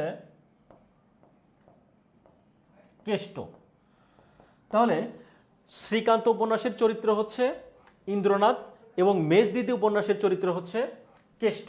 এই দুইটাই কিন্তু শরৎচন্দ্র চট্টোপাধ্যায়ের শ্রেষ্ঠ উপন্যাসগুলোর মধ্যে কিন্তু অন্যতম। আর যদি অমল যদি বলা হয়, অমলটা হচ্ছে নাটক। অমল হচ্ছে নাটক। নাটকের নাম হচ্ছে কি? ডাকঘর। ডাকঘর নাটকের চরিত্রের নাম হচ্ছে একটা কি? অমল। ডাকঘর নাটকের একটা চরিত্র হচ্ছে কি? অমল। এবং অপু হচ্ছে কি? আমরা পড়ে আসছি বা আপনারা জেনে আসছেন, অপু কিন্তু হৈমন্তী গল্প। রবীন্দ্রনাথ ঠাকুরের আগে কিন্তু এইচএসসিতে ছিল, এখন আছে কিনা আমি জানি না। এইচএসসিতে যখন আপনারা পড়ে আসছেন তখন কিন্তু হৈমন্তী নামে যে গল্পটা ছিল, রবীন্দ্রনাথ ঠাকুরের ছোট গল্প যে ছিল হৈমন্তী, হৈমন্তী নামে যে ছোট গল্পটি ছিল সেটা কিন্তু অপু চরিত্র রয়েছে। হৈমন্তী গল্পের একটা চরিত্র হচ্ছে কি? অপু। ছোট গল্প ছিল, এটা হচ্ছে ছোট গল্প। হৈমন্তী গল্পের ছোট গল্প ছিল এটা। রবীন্দ্রনাথ ঠাকুরের ছোট গল্প হৈমন্তী, সেটার একটা হৈমন্তী গল্পের চরিত্রের নাম হচ্ছে কি? অপু। তাহলে ডাকঘর নাটক লিখেছেন কে? ডাকঘর নাটক লিখেছেন হচ্ছে রবীন্দ্রনাথ ঠাকুর। এবং ছোট গল্প যেটা লিখেছেন রবীন্দ্র। আর উপন্যাস শ্রীকান্ত যেটা লিখেছেন সেটা হচ্ছে শ্রীকান্ত লিখেছেন শরৎচন্দ্র। এবং মেজ দিদি উপন্যাসটাও লিখেছেন কে? এটাও শরৎচন্দ্র। আমি একটু সংক্ষেপে লিখে দিলাম। তাহলে বাংলা উপন্যাসের শ্রেষ্ঠ কিশোর চরিত্র আমরা কয়েকটা চরিত্র সম্পর্কে জানলাম। একটা হচ্ছে কি? ইন্দ্রনাথ, লিখেছেন কে? শরৎচন্দ্র চট্টোপাধ্যায়। উপন্যাসের নাম হচ্ছে শ্রীকান্ত এবং কেষ্ট হচ্ছে মেজদিত উপন্যাসের চরিত্র, যেটাও কিনা শরৎচন্দ্র লিখেছেন। বাকিটা হচ্ছে নাটক, ডাকঘর নাটক, এটা লিখেছেন হচ্ছে নাটক হচ্ছে যে কি? ডাকঘর, এটা লিখেছেন হচ্ছে রবীন্দ্রনাথ ঠাকুর এবং ছোট গল্পটা হচ্ছে রবীন্দ্রনাথ ঠাকুরের। আচ্ছা, পরের প্রশ্ন একটু খেয়াল করি। আজকে নগদ কালকে বাকি বাক্যে আজকে কোন কারকে কোন বিভক্তি? আজকে কোন কারকে কোন বিভক্তি? কারক বিভক্তি। কারক বিভক্তির থেকে সব থেকে গুরুত্বপূর্ণ যে বিভক্তিটা পরীক্ষায় আসে সেটা হচ্ছে অপাদান কারক এবং অধিকরণ কারক। তো অপাদান কারক এবং অধিকরণ কারক থেকে বোঝার জন্য কিন্তু আমাদের একটা প্রশ্ন আছে যে আজকে নগদ কালকে বাকি বাক্যে আজকে কোন কারকে কোন বিভক্তি। এখন ব্যাপারটা হচ্ছে এরকম যে এখানে কিন্তু একটা শব্দ দেওয়া হচ্ছে আজকে বাকি, এখানে কিন্তু আজকের নিচে হচ্ছে কি? আন্ডারলাইন করা বা আজকেটা আসলে কি? আজ কাল এগুলো কি সময় বোঝাচ্ছে না? যদি সময় হয় তাহলে আমরা কি জানি? কারকের ক্ষেত্রে যদি আমরা বলা হয় যে আজকে নগদ কালকে বাকি, এখানে আজকে কোন কারক? অধিকরণ কারক। এখন কথা হচ্ছে অধিকরণ কারকটা কেন হলো? আমরা জানি কি অধিকরণ কারকের ক্ষেত্রে আমরা জানি হচ্ছে বা আমরা নিয়মে পড়েছি বা সংজ্ঞায় জেনেছি হচ্ছে যেই কারকের মাধ্যমে সময় উল্লেখ করা হয়, স্থানের কথা থাকবে, সময়ের কথা থাকবে, সেটা হচ্ছে কি? অধিকরণ কারক। এখন অধিকরণ কারক কিন্তু আমরা নর্মালি জানি কত প্রকার? 3 প্রকার। প্রথম কথা হচ্ছে কি? কালাধিকরণ, ভাবাধিকরণ এবং কি? আধারাধিকরণ। তো কালাধিকরণ, ভাবাধিকরণ এবং আধারাধিকরণ আমরা যদি একটু লিখে দেই। কালাধিকরণ, কাল মানে কি? কাল মানে হচ্ছে সময়। কালাধিকরণ, ভাবাধিকরণ,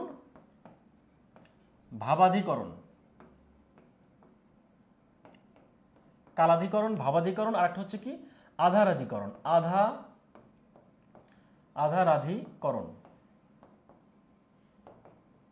আধারাধিকরণ। এখন কাল মানে হচ্ছে সময়, আমরা জানি হচ্ছে কাল মানে হচ্ছে সময়।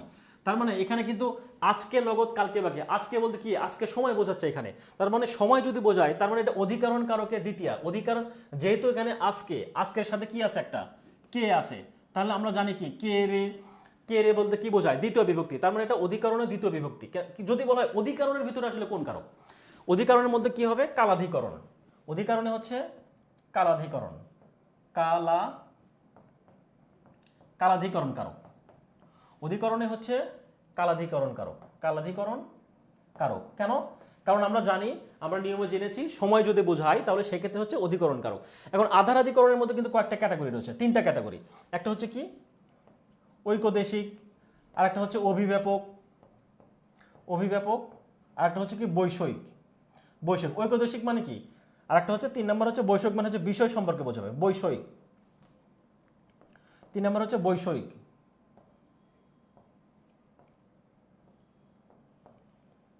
বিশেষ সম্পর্কে হচ্ছে ঐকদেশিক, অভিব্যাপিক। অর্থাৎ ঐকদেশিক মানে কি একটা জায়গার নির্দিষ্ট জায়গায় থাকবে, আর অভিব্যাপক মানে বিস্তৃতভাবে থাকবে, আর ঐকদেশিক মানে হচ্ছে বৈষয়িক মানে কি বিভিন্ন বিষয় সম্পর্কে জানবে। তো আমরা আজকে যেহেতু আমরা অধিকরণ কারক কালাধিকরণ সম্পর্কে জানলাম, কাল মানে হচ্ছে সময়, শুধু আমরা এইটুকু জেনে রাখি। আচ্ছা, পরবর্তী প্রশ্ন খেয়াল করি, দৃষ্টিহীন কার ছদ্মনাম? ছদ্মনাম পরীক্ষায় কিন্তু অনেক সময় আসে, ছদ্মনাম সম্পর্কে কিন্তু প্রশ্ন করা হয়।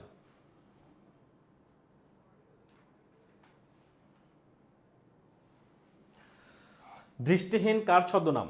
দৃষ্টিহীন কিন্তু মধুসূদন মজুমদারের ছদ্মনাম, মধুসূদন মজুমদারের ছদ্মনাম হচ্ছে দৃষ্টিহীন। তো মধুসূদন মজুমদারের কিছু উল্লেখযোগ্য উপন্যাস রয়েছে, উপন্যাসগুলো কি?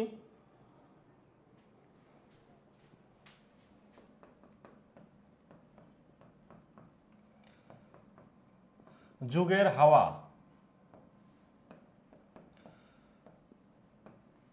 জবনিকার অন্তরালে,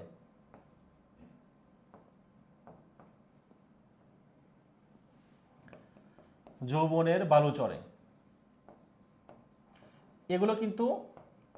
এগুলো হচ্ছে মধুসূদন মজুমদারের উল্লেখযোগ্য উপন্যাস। এগুলো হচ্ছে উপন্যাস। এই উপন্যাসগুলো কার? এই উপন্যাসগুলো হচ্ছে মধুসূদন মজুমদারের কিছু উল্লেখযোগ্য উপন্যাস, যুগের হাওয়া, জবনিকার অন্তরালে, যৌবনের বালুচরে। আচ্ছা, এখন একটু পরবর্তী প্রশ্ন একটু খেয়াল করি। পরবর্তী প্রশ্ন হচ্ছে বাতাস শব্দের প্রতিশব্দ কি? বাতাস শব্দের প্রতিশব্দ হচ্ছে সমীরণ। বাতাস শব্দের প্রতিশব্দ হচ্ছে সমীরণ। বাতাস শব্দের প্রতিশব্দ কি? সমীরণ। আচ্ছা, পরবর্তী প্রশ্ন কি রয়েছে? কখনো উপন্যাস লেখেননি কে? নিচের কোনজন কখনো উপন্যাস লেখেনি? কাজী নজরুল ইসলাম, জীবনানন্দ দাশ, বুদ্ধদেব বসু, সুধীন্দ্রনাথ দত্ত। সুধীন্দ্রনাথ দত্ত কখনো উপন্যাস লেখেননি হচ্ছে সুধীন্দ্রনাথ দত্ত। তবে সুধীন্দ্রনাথ দত্ত কিন্তু কিছু কাব্য রচনা করেছেন, এবং তিনি একটা সাহিত্য পত্রিকা সম্পাদনা করেছেন, সেটা হচ্ছে পরিচয় সাহিত্য পত্রিকা সম্পাদনা করেছেন কে? পরিচয় সাহিত্য পত্রিকা সম্পাদনা করেছেন হচ্ছে সুধীন্দ্রনাথ দত্ত, এবং তার কিছু উল্লেখযোগ্য কাব্যগ্রন্থ রয়েছে। তার কিছু উল্লেখযোগ্য কাব্যগ্রন্থের নাম হচ্ছে কি? হচ্ছে দশমী। তার উল্লেখযোগ্য কাব্যগ্রন্থ হচ্ছে কি? দশমী, ক্রন্দশী, আর কি উত্তর বিপ্লবী, উত্তর ফাল্গুনী। দশমী, ক্রন্দশী এবং উত্তর ফাল্গুনী।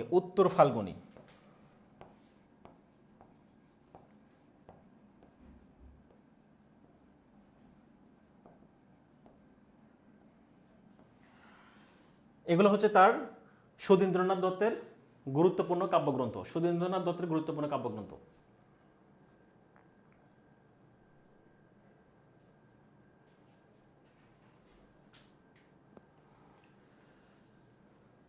আর সুধীন্দ্রনাথ দত্ত সম্পর্কে যদি আর কিছু তথ্য অ্যাড করা হয়, তাহলে ইনি মূলত, এটা খুব একটা আসে না, 1901 থেকে 1960। আচ্ছা, 1901 থেকে 1960 তার হচ্ছে জন্ম মৃত্যু। তার হচ্ছে জন্ম মৃত্যু, জন্ম মৃত্যু 1901 থেকে 1960 জন্ম মৃত্যু। পরবর্তী প্রশ্ন একটু খেয়াল করি। পরবর্তী প্রশ্নে বলছে গুরু চণ্ডালী দোষ মুক্ত কোনটি? গুরু চণ্ডালী দোষ। তো গুরু চণ্ডালী দোষ বলতে আমরা কি বুঝি আসলে? গুরু চণ্ডালী দোষ বলতে আমরা এটা বুঝি, সেটা হচ্ছে সাধু এবং চলিত ভাষার যে মিশ্রণ, সাধু এবং চলিত ভাষার যদি মিশ্রণ হয় সেটাকে আমরা গুরু চণ্ডালী দোষ বলবো। তাহলে একটু খেয়াল করি, সব পড়া, সবটা কিন্তু এটা সাধু ভাষা, পড়া হচ্ছে চলিত, হ্যাঁ এটা হচ্ছে কি চলিত ভাষা, আর এটা হচ্ছে সাধু। বাট প্রশ্নে বলছে কি যে গুরু চণ্ডালী দোষ মুক্ত কোনগুলো বা কোনটি? আমরা জানি হচ্ছে সাধু এবং চলিত ভাষা। আমরা যদি একটু লিখে দেই, সাধু ও চলিত ভাষার যদি মিশ্রণ হয়, সাধু ও চলিত ভাষার মিশ্রণকে কি বলে? গুরু চণ্ডালী দোষ বলে। সাধু এবং চলিত ভাষার মিশ্রণকে গুরু চণ্ডালী দোষ বলে। এখন নিচের হচ্ছে যে আমরা কি পেয়েছি, এগুলো সাধু, এটা হচ্ছে কি সাধু, এটা চলিত। তাহলে সবগুলোই সাধু চলিত যদি হয়, আর এগুলো কি তৎসম শব্দ, তৎসম বা সংস্কৃত শব্দ, তৎসম বা সংস্কৃত শব্দ, এই তৎসম বা সংস্কৃত শব্দ। তার মানে আমরা যেটা পেয়েছি, প্রশ্নে বলছে দোষ মুক্ত, গুরু চণ্ডালী দোষ মুক্ত কোনটি? তা আমরা সংজ্ঞায় জানলাম সাধু এবং চলিত ভাষার যদি সংমিশ্রণ হয় কোনো শব্দে, সেটাকে আমরা গুরু চণ্ডালী দোষ বলবো। তার মানে এখানে ক নাম্বার অপশন হচ্ছে সব পড়া সাধু চলিত, গুরু চণ্ডালী দোষ, সবগুলো কি গুরু চণ্ডালী দোষ। তার মানে অ্যান্সার হচ্ছে কোনটা? শব্দাহ, অর্থাৎ সংস্কৃত বা তৎসম শব্দ।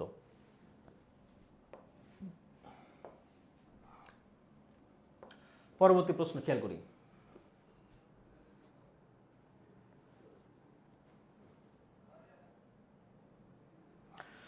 আবু ইসাকের জন্মস্থান কোন জেলায়? আবু ইসাকের জন্মস্থান কোন জায়গায়? এটা কিন্তু অ্যান্সার হচ্ছে শরীয়তপুর।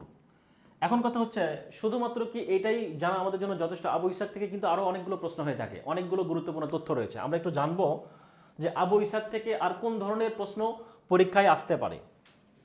প্রথমে যদি বলা হয় আবু ইসাকের জন্ম, যদি বলা হয় 1960 সালে জন্মগ্রহণ করেন এবং 2003 সালে ঢাকাতে মৃত্যুবরণ করেন, ঢাকাতে মৃত্যুবরণ করেন। তার উল্লেখযোগ্য উপন্যাসের কথা যদি বলা হয়, উপন্যাসের কথা যদি বলা হয় সূর্য দিগল বাড়ি, সূর্য দিঘল বাড়ি, সূর্য দিঘল বাড়ি তার উল্লেখযোগ্য উপন্যাসের মধ্যে রয়েছে সূর্য দিঘল বাড়ি, পদ্মার পলিদ্বীপ, পদ্মার পলিদ্বীপ, আর একটা হচ্ছে জাল। অনেকগুলো উপন্যাস রয়েছে, তার মধ্যে মোটামুটি এই তিনটা হচ্ছে গুরুত্বপূর্ণ বেশি। হ্যাঁ, এটা হচ্ছে সামাজিক উপন্যাস, সামাজিক উপন্যাস, সামাজিক উপন্যাস কোনটি? আর এটা হচ্ছে যে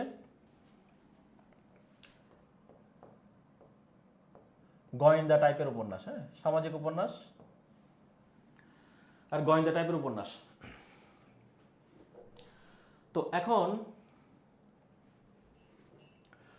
কথা হচ্ছে তার কিছু গল্প রয়েছে। গল্পের মধ্যে যদি বলা হয়, তার যদি গল্পের কথা যদি বলা হয়, তার দুইটা গল্পের সব থেকে বেশি গুরুত্বপূর্ণ, দুইটা গল্প তার হচ্ছে সব থেকে বেশি গুরুত্বপূর্ণ। সেই গল্পটা হচ্ছে কি, প্রথম গল্পের নাম হচ্ছে যদি বলা হয় অভিশাপ, অভিশাপ, আর একটা হচ্ছে অভিশাপ, আর আরেকটা হচ্ছে কি, আমরা কিন্তু ছোটবেলায় পড়ে আসছি আমাদের বাংলা ফার্স্ট পেপার বইয়ে, সেটা হচ্ছে যোগ, বিখ্যাত একটা গল্প যোগ। অভিশাপটা হচ্ছে তার প্রথম, অভিশাপটা হচ্ছে তার প্রথম গল্প, তার প্রথম গল্প। তাহলে আবু ইসহাক সম্পর্কে আমরা কয়েকটা তথ্য জানলাম। তথ্য হচ্ছে তিনি জন্মগ্রহণ করেন হচ্ছে 1960 সালে শরীয়তপুরে, তিনি হচ্ছে 2003 সালে মৃত্যুবরণ করেন ঢাকায়, এবং তিনি উপন্যাস লিখেছেন হচ্ছে সূর্য দিগল বাড়ি, লিখেছেন পদ্মা নদীর মাঝে এবং জাল। এই কয়েকটা উপন্যাস তার গুরুত্বপূর্ণ। জাল হচ্ছে গোয়েন্দা সংস্থা নিয়ে, অর্থাৎ তিনি গোয়েন্দা সংস্থা নিয়ে জাল উপন্যাসটা মূলত লিখেছেন। এই কারণে আবু ইসহাকের কিন্তু আরও একটা পরিচয় রয়েছে। তিনি কিন্তু 1984 সালে তিনি খুলনা বিভাগীয় এনএসআই অর্থাৎ গোয়েন্দা সংস্থার প্রধান হিসেবে কাজ করেছিলেন, অর্থাৎ ন্যাশনাল সিকিউরিটি ইন্টেলিজেন্স, জাতীয় গোয়েন্দা সংস্থা যে চাকরি, আমরা যে এনএসআই এর পরীক্ষা দেয় বিভিন্ন, এডি বলুন আর যে পোস্টে বলুন না কেন। তো আবু ইসহাক কিন্তু 1984 সালে, যদি লিখে দেই, আবু ইসহাক হচ্ছে 1984 সালে কি করেছেন, খুলনা বিভাগীয় প্রধান ছিলেন, খুলনা বিভাগীয় দায়িত্ব ছিলেন, এনএসআই জাতীয় ন্যাশনাল সিকিউরিটি ইন্টেলিজেন্সের প্রধান হিসেবে দায়িত্ব পালন করেছেন। দায়িত্ব পালন করে তিনি পদত্যাগ করেছেন পরবর্তীতে। ওকে, এই ছিল মোটামুটি তথ্য আবু ইসহাক সম্পর্কে। পরবর্তী প্রশ্ন একটু খেয়াল করি, যে ব্যাড টাইম শব্দটি গঠিত হয়েছে কি ফার্সি এবং ইংরেজি শব্দ। ব্যাড টাইম, ব্যাড হচ্ছে ফার্সি শব্দ, তার মানে বে হচ্ছে কি ফার্সি শব্দ, বে হচ্ছে কি শব্দ পেলাম আমরা, ফার্সি শব্দ, ফার্সি এবং ইংরেজি শব্দ। পরবর্তী প্রশ্ন একটু খেয়াল করি। পরবর্তী প্রশ্ন হচ্ছে দ্য ডিসগাইজ নাটকের বাংলা অনুবাদ কে করেন? দ্য ডিসগাইজ নাটকের বাংলা অনুবাদ করেন হচ্ছে হ্যারাসিম লেবেদফ। হ্যারাসিম লেবেদফ হচ্ছে ডিসগাইজ নাটকের, তিনি হচ্ছে মূলত 2টা নাটকের বাংলা অনুবাদ করেন। হ্যারাসিম লেবেদফ হচ্ছে 2টা নাটকের বাংলা অনুবাদ করেন। 1 নম্বর নাটক হচ্ছে দ্য ডিসগাইজ এবং সেকেন্ড নাটক হচ্ছে love is the best doctor. Love is the best doctor, best doctor.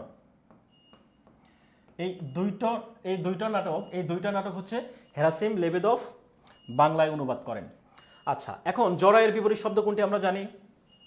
জরায়ের বিপরীত শব্দ হচ্ছে যৌবন। পরবর্তী প্রশ্ন একটু খেয়াল করি। খেয়া রবীন্দ্রনাথ ঠাকুরের একটি কি? খেয়া কিন্তু রবীন্দ্রনাথ ঠাকুরের একটি কি কাব্যগ্রন্থ। খেয়া কিন্তু হচ্ছে রবীন্দ্রনাথ ঠাকুরের একটি গুরুত্বপূর্ণ কাব্যগ্রন্থ। এই কাব্যগ্রন্থটি কত সালে প্রকাশিত হয়? বা রবীন্দ্রনাথ ঠাকুর কিন্তু অনেকগুলো তার লেখা বই, কিন্তু বই বলি, নাটক বলি আর উপন্যাস বলি, বিভিন্ন জনকে, বিভিন্ন লেখককে, বিভিন্ন সাহিত্যিকদের কিন্তু উৎসর্গ করেছিলেন। তো সেরকমই একটা লেখা, সেটা হচ্ছে খেয়া কাব্যগ্রন্থ। খেয়া কাব্যগ্রন্থ এটা হচ্ছে 1906 সালে প্রকাশিত হয়। 1906 সালে প্রকাশিত হয়।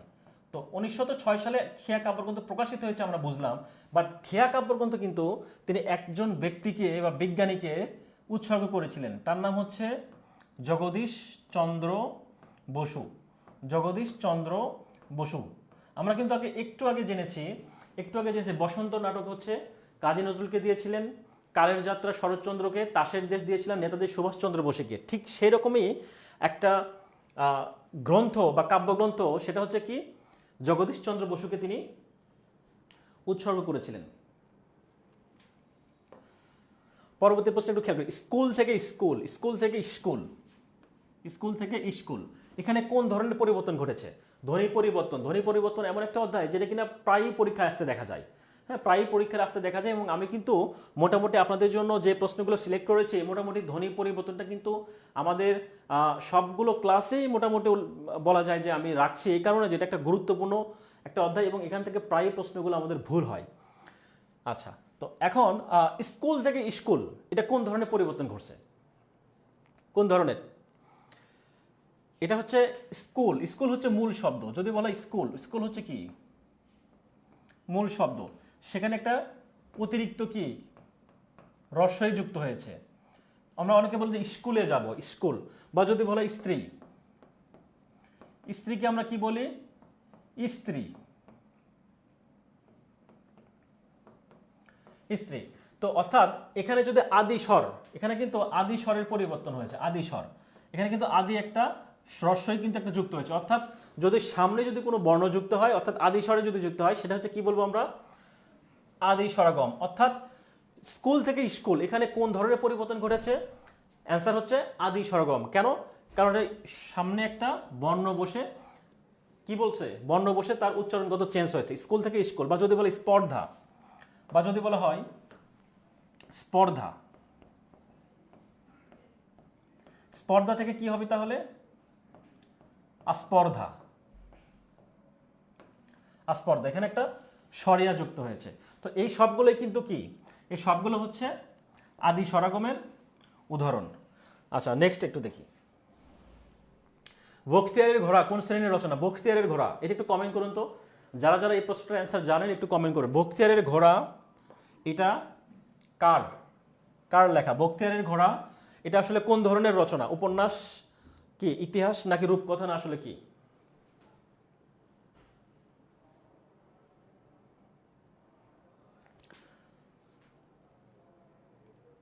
আচ্ছা, আমি বলে দিচ্ছি, বখতিয়ারের ঘোড়া হচ্ছে আল মাহমুদের বিখ্যাত কাব্যগ্রন্থ। আল মাহমুদ কবি হচ্ছে আল মাহমুদ। কবি আল মাহমুদের বিখ্যাত কাব্যগ্রন্থ হচ্ছে কি? বখতিয়ারের ঘোড়া। আল মাহমুদের প্রথম কাব্যগ্রন্থ।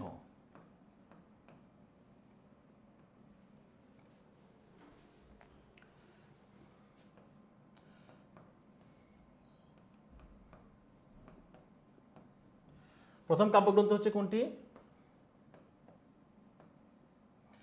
লোক লোকান্তর। আল মাহমুদের প্রথম কাব্যগ্রন্থ হচ্ছে লোক লোকান্তর। আল মাহমুদের প্রথম কাব্যগ্রন্থের নাম হচ্ছে লোক লোকান্তর, যেটা কিনা 1963 সালে প্রকাশিত হয়। 1963 সালে প্রকাশিত হয় এবং তিনি একটা পুরস্কার লাভ করেন, সেটা হচ্ছে লোক লোকান্তর এবং কালের কলস। এই দুইটা কাব্যগ্রন্থের জন্য তিনি বাংলা একাডেমি পুরস্কার লাভ করেন। কত সালে? বাংলা একাডেমি পুরস্কার লাভ করেন। তিনি বাংলা একাডেমি পুরস্কার লাভ করেন হচ্ছে 1968 সালে। 1968 সালে বাংলা একাডেমি পুরস্কার লাভ করেন হচ্ছে 1968 সালে তিনি পুরস্কার লাভ করেন বাংলা একাডেমি। আচ্ছা, তাহলে আমরা কয়টা তথ্য জানলাম এখান থেকে? বখতিয়ারের ঘোড়া কোন শ্রেণীর রচনা? এটা হচ্ছে কাব্যগ্রন্থ, আল মাহমুদের কাব্যগ্রন্থ। তো আল মাহমুদের প্রথম কাব্যগ্রন্থ সম্পর্কে আমরা জানলাম, যেটা কিনা 1963 সালে প্রকাশিত হয়েছে। সে কাব্যগ্রন্থের নাম হচ্ছে লোক লোকান্তর। লোক লোকান্তর এবং তিনি দুইটা কাব্যগ্রন্থের জন্য মূলত বাংলা একাডেমি পুরস্কার পেয়েছেন, যেটা কিনা 1968 সালে। একটা হচ্ছে কালের কলস এবং তো হচ্ছে লোক লোকান্তর। এই দুইটা কাব্যগ্রন্থের জন্য তিনি বাংলা একাডেমি পুরস্কার লাভ করেন 1968 সালে। বাংলা একাডেমি পুরস্কার লাভ করেন 1968 সালে। পরবর্তী প্রশ্ন একটু খেলি, দেখি। ম্যাক্সিম, ম্যাক্সিম গোর্কির মা উপন্যাসটি কোন ভাষায় রচিত? ম্যাক্সিম গোর্কির কিন্তু মা উপন্যাস হচ্ছে রুশ ভাষায় রচিত। রুশ ভাষায় রচিত। তো মা নামে কিন্তু আরো কয়েকজন সাহিত্যিকের উপন্যাস রয়েছে। একটা হচ্ছে আনিসুল হকের। আনিসুল হক কিন্তু মা নামে উপন্যাস লিখেছেন এবং মা নামে আরো একজন লিখেছেন, সেটা হচ্ছে অনুরূপা দেবী। অনুরূপা দেবী। অর্থাৎ ম্যাক্সিম গোর্কি ছাড়াও মা নামে আরো দুইজন ব্যক্তি বা দুইজন সাহিত্যিক তারা তাদের উপন্যাস লিখেছেন। সেটা হচ্ছে কে? একটা হচ্ছে অনুরূপা দেবী এবং আরেকজন হচ্ছে আনিসুল হক। তো আনিসুল হক মূলত মা যে উপন্যাসটা রয়েছে সেটা লিখেছেন হচ্ছে 1971 সালে। অর্থাৎ 1971 সালের সেই সময়ে যে বাংলাদেশের যে পরিস্থিতি ছিল, যুদ্ধ অবস্থা পরিস্থিতি ছিল, বা 1971 সালের প্রেক্ষাপটটা নিয়ে মূলত তিনি মা উপন্যাসটা রচনা করেছেন, মা উপন্যাসটা লিখেছেন। এটা হচ্ছে 1971 সালে প্রকাশিত হয়। 1971 এটা হচ্ছে মা হচ্ছে উপন্যাস। মা উপন্যাস।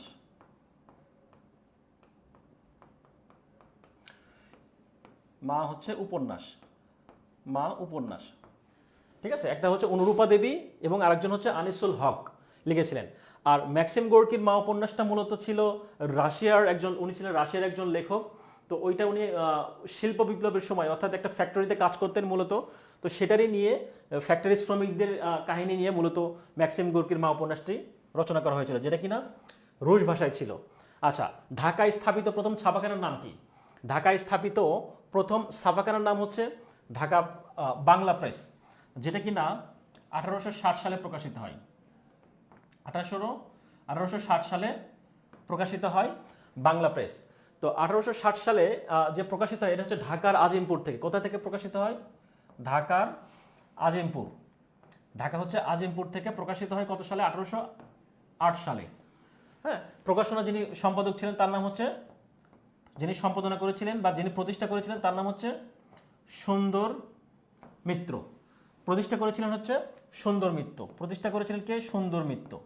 তো এই বাংলা প্রেস থেকে কিন্তু একটা বাংলাদেশের বাংলা প্রেস থেকে প্রথম যে গ্রন্থটা প্রকাশিত হয় সেটাই হচ্ছে কার? নীল দর্পণ। যে গ্রন্থের রচনা প্রকাশিত হচ্ছে সেটা হচ্ছে নীল দর্পণ। নীল দর্পণ নাটক সেটাও কিন্তু 1860 সালে প্রকাশিত হয়। নীল দর্পণ নাটকটি কত সালে প্রকাশিত হয়? 1860 সালে। সেটা হচ্ছে দীনবন্ধু মিত্রের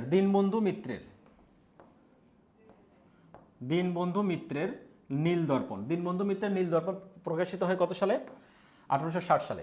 আচ্ছা, বৈষ্ণব পদাবলীর আদি রচয়িতা কে? বৈষ্ণব পদাবলীর আদি রচয়িতা মূলত হচ্ছে বিদ্যাপতি। তিনি মূলত ব্রজবলি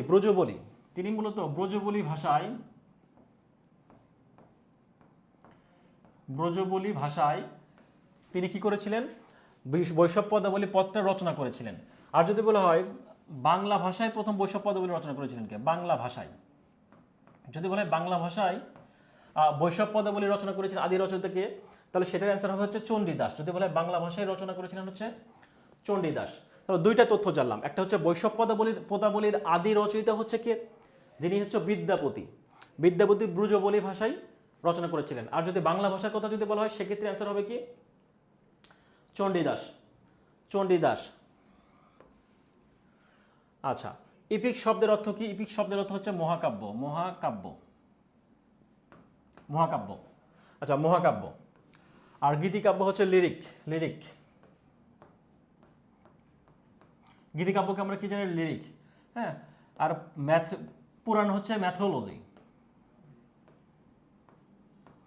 আচ্ছা, ম্যাথোলজিকে আমরা হচ্ছে পুরাণ বলে জানি। আচ্ছা, বাহারাম খাঁ এর উপাধি কোনটি? দৌলত উজির বাহারাম খাঁ। বাহারাম খাঁ এর উপাধি হচ্ছে কোনটি? বাহারাম খাঁর উপাধি হচ্ছে কোনটি হবে? অ্যান্সার হচ্ছে দৌলত উজির বাহারাম খাঁ। বাহারাম খাঁ হচ্ছে তার উপাধি। তো বাহারাম খাঁ এই উপাধিটা আসলে তার প্রকৃত নাম কি? আসলে তার প্রকৃত নাম হচ্ছে আশাউদ্দিন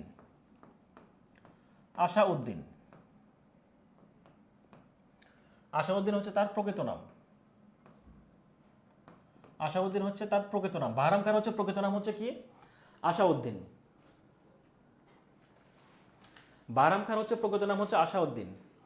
তো তার এই নামটা আসলে কি বলে? এটা হচ্ছে তার বাহারাম খান যে উপাধিটা আসলে, সেই উপাধিটা আসলে কে দিয়েছিলেন তাকে? সেই উপাধিটা দিয়েছিলেন হচ্ছে নিজাম শাহ নামে একজন ব্যক্তি ছিলেন। নাম হচ্ছে নিজাম শাহ। এই নিজাম শাহ ব্যক্তিটি কি করেছিলেন? বাহারাম খাঁ উপাধি দিয়েছিলেন। কাকে? দৌলত উজিরকে। সেই থেকে তার নাম হয় হচ্ছে দৌলত উজির বাহারাম খাঁ।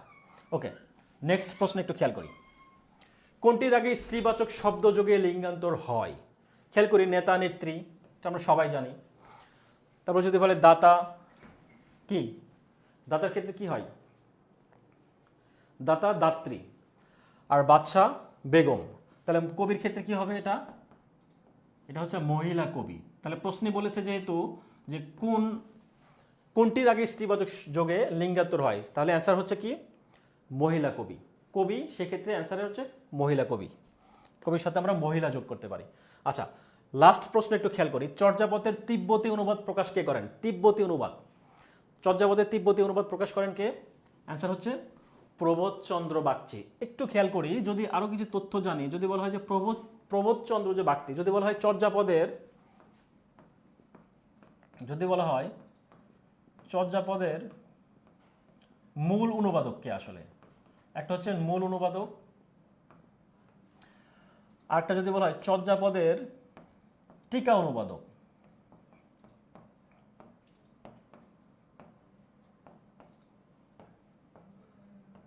চর্যাপদের টিকা অনুবাদক কে?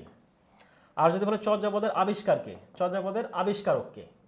এই তিনটা কিন্তু পরীক্ষার হলে গিয়ে কিন্তু কনফিউশন তৈরি হতে পারে। তো আমরা এটা একটু খেয়াল করি। চর্যাপদের যদি বলা হয় চর্যাপদের মূল আবিষ্কারক, তাহলে সেটার অ্যান্সার হবে হচ্ছে শিলাচারী